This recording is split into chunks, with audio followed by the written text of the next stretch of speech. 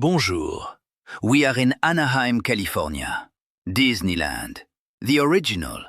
The one Walt Disney opened in 1955. And next door, Disney California Adventure, the second park, added in 2001. Two parks, one resort, one reputation built over 70 years. MaisOui Le Frenchy spent a full day here. Both parks, one visit, paying for everything himself like a normal guest. No announcements, no special access, no complimentary anything. There is much to say about this place. The food, the French things Disney borrowed, the French things Disney forgot, and the French things Disney reimagined in ways that will require their own conversation. All of that is coming. But today, we start somewhere else entirely. I need to discuss something serious today. Not the food, not the rides, not the fact that Disney made an entire film about a French rat who becomes a chef in Paris. A film so beautiful, so precise, so genuinely French that it made grown adults weep in a cinema. And then built a full ride around it. At Disneyland Paris, in France, where the film is set. Correct. And at Epcot, in Florida. Fine. I have questions about Florida, but fine. But not here. Not in California. Not at the original Disneyland. The one that started everything. Instead, California gets a soup. One soup. We will discuss this another time, at length, with documentation. Today, there is something else. Something I was not expecting to talk about at all. Today, I want to talk about something that Walter Elias Disney, the man himself, considered non-negotiable. Cleanliness. Walt Disney had a rule, a very specific rule. He placed trash cans every 30 steps throughout his park. 30 steps. Because he timed it. He actually walked the distance a person would travel before giving up and dropping something on the ground. And he put a bin there before they could. He did not leave this to chance. He did not hope people would be irresponsible. He engineered the solution himself. Because Walt Disney understood something very simple. If you charge people a significant amount of money to enter your dream, the dream had better not have litter in it. Cast members were trained, and still are trained, to treat every piece of litter they see as their personal responsibility. Not someone else's, not a problem for later. Theirs. Now. Immediately. This is the standard Walt Disney set. It is one of the most famous operational philosophies in the history of hospitality. It is taught in business schools. People write about it. Disney themselves still talk about it, usually when they are explaining why their tickets cost more than a small car. So, when MaisOui visited Disneyland and Disney California Adventure, I was not expecting to have this conversation. He was not looking for problems. He was a guest, a paying guest, a significantly paying guest. And yet, here we are. I want to be very clear about something before we continue. MaisOui did not go looking for this. He was not walking around with a clipboard. He was not conducting an inspection. He was not crouching behind trash cans with a magnifying glass, looking for dust to be outraged about.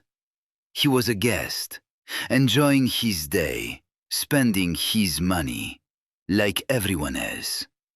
And without looking, without any effort at all, he noticed things. This is the detail that matters. Because at Disneyland, you should not be able to notice these things. The entire model is built on the idea that cleanliness is invisible. that you never have to think about it, that it simply is, like magic, like the magic they charge you to believe in. When a guest notices without looking, the magic is already gone. Let me show you what he found. Let us begin with the Buzz Lightyear Astro Blasters ride, Disneyland Park. As you exit the ride, there is a section of wall with a decorative graphic, a themed panel, part of the immersive world Disney has built and charged you to enter. It is supposed to be seamless. It is supposed to be part of the experience. The paint is peeling, multiple spots.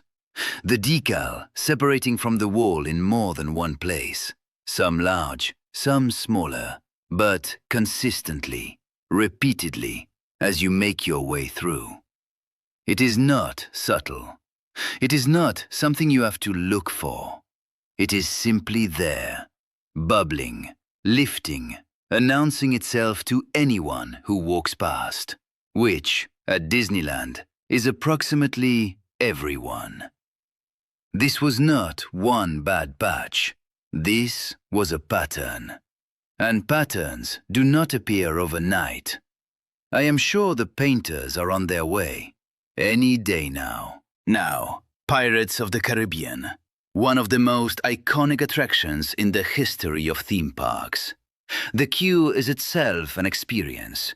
The architecture, the ironwork, the lanterns, the atmosphere. Disney designed this queue so carefully that waiting in line does not feel like waiting in line. It is extraordinary, really. The attention to detail is remarkable. Or it was. The paint on the ironwork railings, most of it is gone. Not chipped, not lightly worn. Gone. Scraped away over years, down to the metal in most places, with just enough paint remaining to show you what it once was, what it was supposed to look like, what someone at some point decided no longer warranted attention. This is not an accident. This is not damage from last month. This kind of deterioration takes years, long enough that someone saw it, assessed it, and made a decision. Not to repair it, to leave it. The next step from where it is now is bare metal. They are one maintenance cycle away from that, and the evidence suggests that cycle is not coming. The most meticulously designed queue in theme park history. Unpainted railings in a queue Walt Disney himself would have walked through. You cannot make this up. I did not have to. California Adventure now. The trash cans. Disney's famous themed trash cans. These ones styled for the Toy Story area. Clouds, blue sky.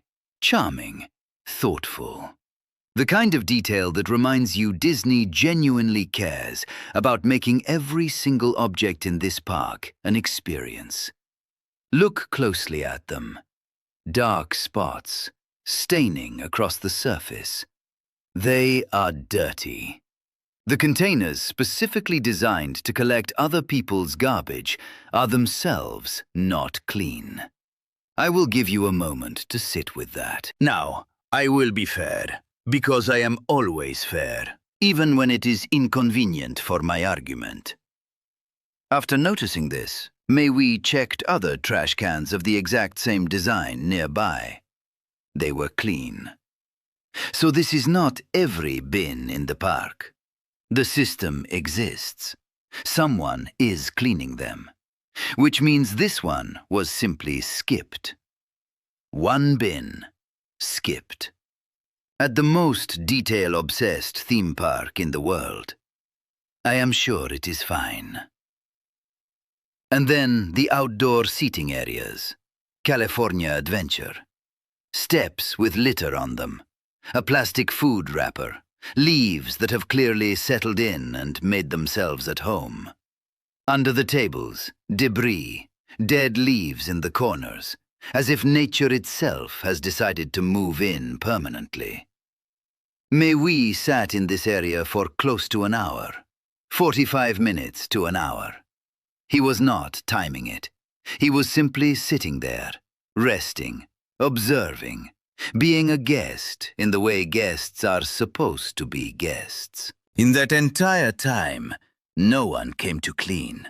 Not once. No cast member passed through. No one swept the steps. No one checked the tables.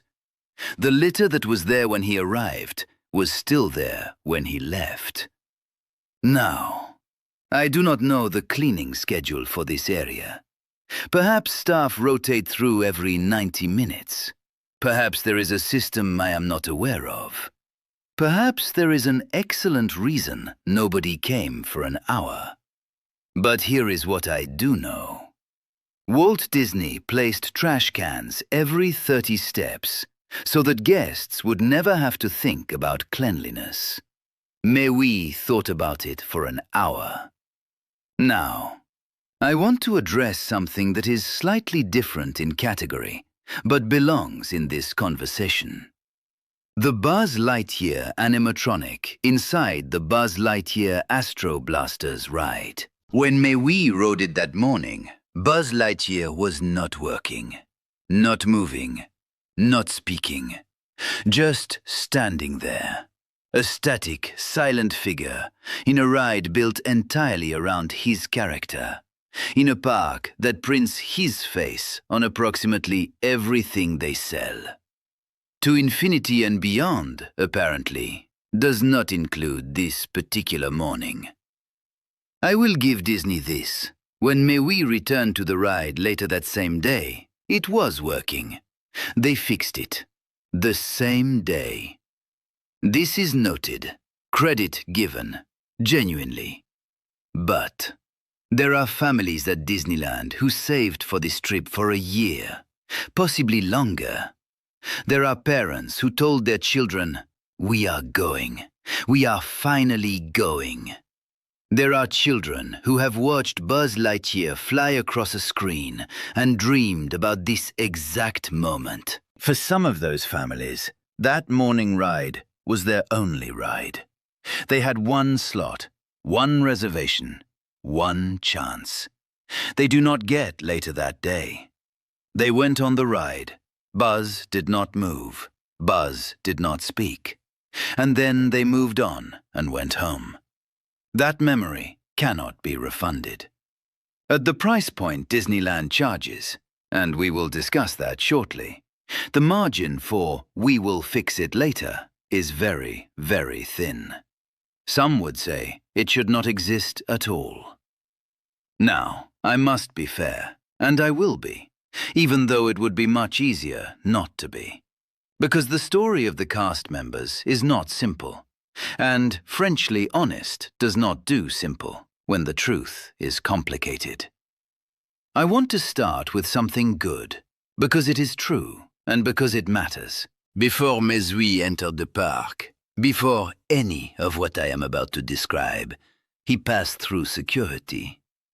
And the cast member on the other side of the metal detector was, by every account, excellent. A man, mustache, glasses, not searching bags, simply there, on the other side, welcoming people through. And he did it with genuine warmth. The kind of welcome that makes you feel expected rather than processed. That the day was beginning well. That someone on the other side of those gates cared that you had arrived. MaisOui does not have his name. I wish he did. That man deserved to be named. That is the Disney that people talk about. That is the Disney that families drive hours to reach. That cast member understood exactly what his job was. Not to check bags, but to begin the experience. And he did it perfectly. I am telling you this first, because everything that follows is more painful when you know the day started like that. Observation 1. Near the steps with the litter in California Adventure, there was a cast member approximately 5 feet away. 5 feet, not 500, not across the park. 5 feet. The distance I could throw a baguette, and I have a very good arm. I do not know if he had just arrived and had not yet reached it. I do not know if he saw it and calculated that it was technically not his zone. I do not know what was happening in that person's day. I do not know, and I will not pretend to know. But the litter was 5 feet away, and it was there, and he was there. And I am simply describing what MaisOui observed. Observation 2. MaisOui rode the Buzz Lightyear ride a second time that day. And exiting the ride, a cast member walked past a paper towel on the floor. Then, further down, another one. She passed both. She did not stop. She did not pick either of them up. Now, I want to tell you something about Disney's cast member training, because it is relevant, and because I did my research. At Disney Traditions, Disney's official employee orientation, the very first thing every cast member attends before working a single shift, there are 2 rules. Rule 1. We create happiness. Rule 2. Everyone picks up trash. Not custodial staff, not designated cleaning teams. Everyone. The Jungle Cruise skipper, the executive vice president, Mickey Mouse himself if he happens to walk past a napkin. And they are not simply told to pick it up. They are trained in a specific technique. It is called the swoop and scoop, a fluid 2-phase motion, graceful, discreet, designed to look effortless, like something from a Disney film. Because at Disneyland, even picking up garbage is part of the performance. This cast member walked past 2 paper towels. She had been trained, specifically on her very first day, as the second rule she ever learned, that this was her responsibility. She had been taught exactly how to do it, gracefully, without breaking stride. She kept walking. I do not know why. I will not pretend to know. Perhaps something else required her attention. I extend that benefit of the doubt, genuinely. But the paper towels were on the floor. She had been trained for exactly this moment, and the paper towels remained on the floor. And observation 3. Because this matters, and I insist on including it. Throughout the day, MaisOui saw cast members, not in cleaning uniforms, not equipped with anything, simply stop and pick up trash. No fanfare, no announcement. They saw something on the ground, picked it up, moved on, as if it were the most natural thing in the world. Because at Disneyland, it is supposed to be. The culture is not dead. The instinct Walt Disney built into this place still lives in some of the people who work here. It is simply not universal, not consistent, not guaranteed. And at this price, at this scale, inconsistency is not a minor operational note. It is a broken promise dressed up as a bad day. So, I have a question. I am directing this at Disney, specifically, because I believe they monitor what is said about their parks, because they have entire departments for this. Because if you spend $2 billion on a park expansion, but cannot find someone to repaint the Pirates of the Caribbean railings, perhaps the priorities deserve a second look. Was this a bad day? Was MaisOui simply there on an unusually difficult morning? Short-staffed? An anomaly? A perfect storm of coincidental lapses that does not reflect the standard? Or is this the new standard? Has the maintenance budget been quietly reduced? Has the cleaning schedule been stretched? Has the culture Walt Disney built, the one that placed trash cans every 30 steps, the one that treated every cast member as a personal custodian of the experience, has that culture slowly, quietly shifted, while the ticket prices continued to move firmly in the other direction? I do not know. I am not pretending to know. He has been to Disneyland before. I know what it can be. I know the standard it has held for 70 years and talked about loudly every time it needed to justify a price increase. What MaisOui found, without looking, without effort, in one day, did not meet that standard. So I am asking, publicly, what is happening? Because if the answer to that question is budget, if something has been quietly reduced, then I want to ask a follow-up. And it concerns the food. MaisOui at that Smoke Jumper's Grill in California Adventure. A burger. Something he had ordered before, something he remembered. It did not taste the same. The beef patty, the thing a burger is built around, the thing everything else exists to support, looked different. Thinner, flatter. The kind of patty that makes you think of a fast food chain rather than a theme park that charges what Disneyland charges. It tasted different. Wrong, in a way that is difficult to describe precisely, but impossible to ignore once you have noticed it. I am not making a definitive claim about ingredients or suppliers. I do not have that information. MaisOui had one burger on one day. But when you are already noticing peeling paint and worn railings and litter that nobody is collecting, and then the food tastes like something changed, the question becomes, how many things changed? And when did they change? And did the ticket price change at the same time? Because the dream has many parts. And if one part is quietly being reduced, you find yourself wondering about the others. The rating. A ticket to Disneyland starts at $104 per person, per day. On the cheapest available dates, select weekdays, limited windows. On a typical weekend, or during any period when families actually tend to visit, the price is higher, considerably higher. Add park hopper to see both parks, which is what most people do, and the number climbs further. Then parking, then food, then the merchandise your child has decided is essential for their emotional well-being. For a family of 4, you are looking at several $100s before you have bought a single churro. And that is a conservative estimate. And I want to say something about those families, something I feel strongly about. Not everyone who walks through those gates is on a casual Tuesday. Some of those people have been saving for this trip for years. Some of them have been telling their children it is coming. One day we will go. And they have finally made it happen.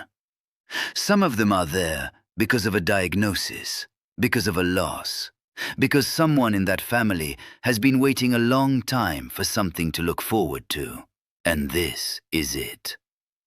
For some people in that park, on any given day, this is the only time they will ever go. Not because they do not want to return, because they cannot, because the money will not be there again, or the circumstances will not allow it, or the person they came with will not be there to come with. Disney knows this. Disney has always known this. It is, in many ways, the foundation of everything they do. The reason the details matter. The reason Walt Disney walked the park himself. The reason the trash cans are every 30 steps. The reason every cast member is trained on their first day that their job is to create happiness. Because for some of the people who paid to be there, this is the only day they get. Think about that when you are deciding whether to repaint the railings. Think about that when you are calculating whether the cleaning schedule needs to be trimmed. Think about the family standing in front of a peeling wall, or sitting next to litter that nobody collected, or riding a Buzz Lightyear where the animatronic is silent. Think about the family for whom this is the only day, and ask whether that day deserved better. Disneyland is not cheap. It has never claimed to be cheap. It has, in fact, gotten significantly less cheap every single year for the last 2 decades, with the kind of quiet confidence that only comes from knowing people will pay regardless. And that is fine, truly. If the experience justifies the cost is justified. This is how commerce works. This is how Disney has operated for 70 years. You pay for the dream. The dream delivers. Everyone lives happy. But the dream includes the cleanliness. The dream includes the painted railings. The dream includes the working animatronics. The dream includes never having to notice that the bin is dirty, or the decal is peeling, or that nobody has walked through the seating area in an hour. That feeling, that everything has been thought about, maintained, and cared for, is not a bonus. It is the product. It is what separates Disneyland from every other theme park that charges you less and delivers accordingly. MaisOui found peeling paint, worn ironwork, a dirty trash can, litter under tables, an animatronic that was not working, a cast member who walked past paper towels on the floor, and a burger that tasted like something had changed, quietly, without announcement. He found all of this without looking, on one visit, across 2 parks. Disney's own standard, the one they invented, the one they talk about, the one they use to explain the price, was not met. 2 baguettes. Not because Disneyland is a disaster, it is not. Not because the people who work there do not care. Some of them clearly do, deeply, genuinely, and they should be recognized for it. 2 baguettes because this is Disney. Because Disney built this standard themselves, repeated it loudly for 70 years, and charges accordingly for it every single day. 2 baguettes means you know what excellence looks like. You invented it. You wrote the manual. So, do better. This has been Frenchly Honest. If you work at Disney, if you are a cast member, a manager, someone who genuinely cares about this park and what it represents, this is not aimed at you. This is a standard. Walt Disney's standard. The one that made this place extraordinary. The one that still exists in the people MaisOui saw picking up trash without being asked. Hold it, all of you, every day, especially in the places nobody is watching. One last thing. MaisOui will go back. Not because he is angry, not because he wants to be proven right, but because Disneyland deserves a fair witness. And a fair witness comes more than once. Next time, he will pay more attention. He will take more notes. Every detail, every corner, every railing, every trash can, every animatronic, every cast member who picks something up, and everyone who does not. Disney should know this. MaisOui is coming back, and next time, he is taking notes.